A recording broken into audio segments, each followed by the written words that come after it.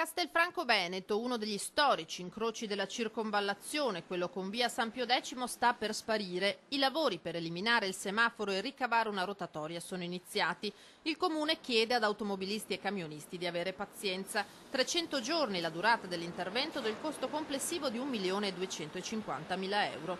Siamo consapevoli dei disagi che stiamo provocando perché si notano le colonne, le code, ma insomma è un disagio che verrà sicuramente compensato nel momento in cui la rotonda sarà completata. Il programma dei lavori prevede anche la temporanea chiusura di via San Pio X per realizzare un'opera inserita in corsa, il sottopasso ciclopedonale. Eliminare l'incrocio significa ridurre code e tempi d'attesa su una direttrice stradale fondamentale per il territorio. L'asse che da Treviso va a Vicenza vedeva in Castelfranco Veneto gli ultimi 3 semafori, quindi è un'opera strategica non solo per la città ma per la viabilità tutta della provincia di Treviso, anche in ottica di arrivo della pedemontana, perché le bretelle di adduzione vedranno poi questa rotonda scaricare traffico che verosimilmente avremo con il collegamento verso la pedemontana veneta. Prossimo obiettivo, annuncia il sindaco, l'altro incrocio ancora irrisolto. Stiamo già ragionando per risolvere l'altro nodo cruciale che è la rotonda che noi chiamiamo comunemente rotonda di Barbesin.